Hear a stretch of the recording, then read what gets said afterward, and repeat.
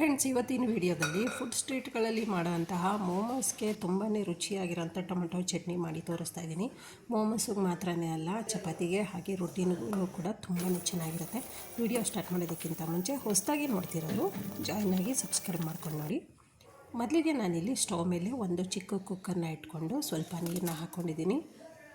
ಅದಕ್ಕೆ ಒಂದು 10 ಒಣಮೆಣ್ಸಿಕಾಯಿನ ಕೂಡ ಹಾಕ್ಕೊತಾ ಇದ್ದೀನಿ. ಜೊತೆಗೆ 2 ಟೊಮೆಟೊ ಹಣ್ಣು ಹಾಕ್ಕೊತಾ ಇದ್ದೀನಿ. ಟೊಮೆಟೊ ಹಣ್ಣು ಮತ್ತು ಒಣಮೆಣ್ಸಿಕಾಯಿನ 2 ವಿಷಲಲ್ಲಿ ಕೂಗಿಸ್ಕೊಬೇಕಾಗುತ್ತೆ.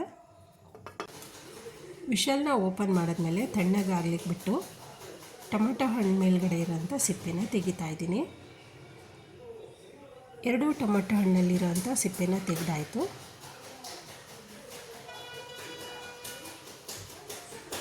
ನೀಟಾಗಿ ತಗೊಬೇಕಾಗುತ್ತೆ. ಚಟ್ನಿ ಅಂತೂ ತುಂಬಾ ರುಚಿಯಾಗಿರುತ್ತೆ ಫ್ರೆಂಡ್ಸ್. ಚಪಾತಿಗೂ ಕೂಡ ತಿನ್ಬೋದು, ಅಕ್ಕಿ ರೊಟ್ಟಿಗೂ ತಿನ್ಬೋದು. ಮೋಮೋಸ್ಗಂತೂ ತುಂಬಾ ಟೇಸ್ಟಿಯಾಗಿರುತ್ತೆ. ನೀವೊಂದು ಸಲ ಟ್ರೈ ಮಾಡಿ. ಇವಾಗ ಒಂದು ಚಿಕ್ಕ ಜಾರ್ಗೆ ಹಾಕ್ಕೊಬೇಕಾಗುತ್ತೆ ಒಣಮೆಣ್ಸಿಕಾಯಿ ಮತ್ತು ಟೊಮೆಟೊ ಹಣ್ಣುಗಳನ್ನು.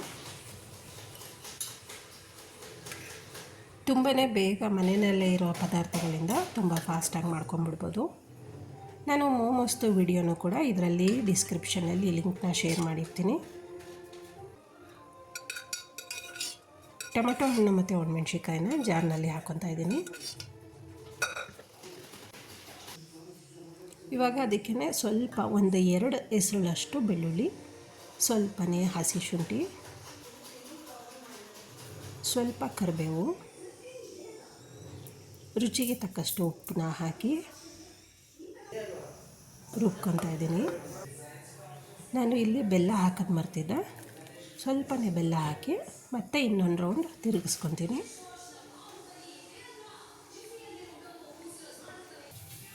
ಬೆಲ್ಲ ಹಾಕಿದ್ಮೇಲೆ ಒಂದು ರೌಂಡು ಆನ್ ಮಾಡಿ ತೋರಿಸ್ತಾ ಇದ್ದೀನಿ. ನೋಡಿ, ಕಲರಂತೂ ತುಂಬ ಚೆನ್ನಾಗಿ ಬಂದಿದೆ ಅಲ್ವಾ. ನುಣ್ಣಗೆ ರುಬ್ಬಿದ್ದಾದಮೇಲೆ ಒಂದು ಪಾತ್ರೆನ ಸ್ಟವ್ ಮೇಲಿಟ್ಟು 1 ಸ್ಪೂನಷ್ಟು ಎಣ್ಣೆನ ಹಾಕ್ಕೊಂಡು ಸ್ವಲ್ಪ ಸಾಸಿವೆನ ಹಾಕ್ಕೊಂಡಿದ್ದೀನಿ. ಹಾಗೆಯೇ ಸ್ವಲ್ಪ ಜೀರಿಗೆನ ಹಾಕ್ಕೊತಾ ಇದ್ದೀನಿ. ಒಂದು 1/4 ಸ್ಪೂನಷ್ಟು ಸಾಕಾಗುತ್ತೆ. ಇವಾಗ ಅದಕ್ಕೆ ರುಬ್ಕೊಂಡಿರೋಂಥ ಟೊಮೆಟೊ ಹಣ್ಣು ಮತ್ತು ಒಣಮೆಣ್ಸಿಕಾಯಿನ ಹಾಕ್ಕೊತಾ ಇದ್ದೀನಿ. ಟೇಸ್ಟಿ ಅಂತೂ ಟೊಮೆಟೊ ಚಟ್ನಿ ತುಂಬಾ ಚೆನ್ನಾಗಿ ಬರುತ್ತೆ. ಖಾರವಾಗಿ, ಹುಳಿಯಾಗಿ, ಸಿಹಿಯಾಗಿ ತುಂಬಾ ಚೆನ್ನಾಗಿರುತ್ತೆ. ನೀವು ಒಂದ್ಸಲ ಟ್ರೈ ಮಾಡಿ. ಹಾಗೆ ರೆಸಿಪಿ ಹೇಗೆ ಬಂತು ಅಂತ ಕಮೆಂಟ್ಸಲ್ಲಿ ಹಾಕಿ. ಇವಾಗ ಎಣ್ಣೆಯಲ್ಲಿ 1 ನಿಮಿಷದ ತನಕ ಚೆನ್ನಾಗಿ ಫ್ರೈ ಮಾಡ್ಕೊಬೇಕಾಗುತ್ತೆ.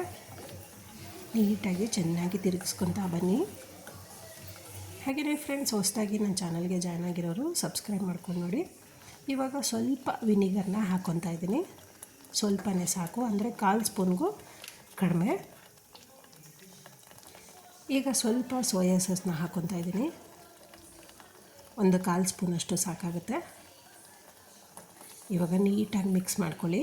ಕಲರ್ ನೋಡಿ ತುಂಬ ಚೆನ್ನಾಗಿ ಬರ್ತಾಯಿದೆ ಅಲ್ವಾ. ಸೋಯಾ ಸಾಸು ಮತ್ತು ವಿನಿಗರ್ ಹಾಕ್ಕೊಂಡ್ಮೇಲೆ ಮತ್ತೆ 1 ನಿಮಿಷ ತನಕ ಚೆನ್ನಾಗಿ ಫ್ರೈ ಮಾಡ್ಕೊಳ್ಳಿ ಎಣ್ಣೆಯಲ್ಲಿ. ಎಷ್ಟು ನೀಟಾಗಿ ಬಂದಿದೆ ಅಂದರೆ ಇಷ್ಟೇ ಫ್ರೆಂಡ್ಸ್. ಸಿಂಪಲ್ಲಾಗಿ ಮನೆಯಲ್ಲೇ ನೀವು ಮೋಮೋಸ್ಗೆ ಮಾಡೋವಂಥ ಚಟ್ನಿನ ನೀವು ಒಂದು ಸಲ ಮಾಡಿ ಟ್ರೈ ಮಾಡಿ. ನೀವು ಆಚೆಗೆ ಹೋಗೋದೇ ಇಲ್ಲ, ಮನೆಯಲ್ಲೇ ಯಾವಾಗಲೂ ಮಾಡ್ಕೊಂಡು ತಿಂತಾ ಇರ್ತೀರಾ. ಫ್ರೆಂಡ್ಸ್, ಇವತ್ತಿನ ವಿಡಿಯೋ ಇಷ್ಟ ಆಗಿದೆ ಲೈಕ್ ಮಾಡಿ, ಶೇರ್ ಮಾಡಿ, ಸಬ್ಸ್ಕ್ರೈಬ್ ಮಾಡಿ. ಮತ್ತೆ ಮುಂದಿನ ವಿಡಿಯೋದಲ್ಲಿ ಸಿಗೋಣ.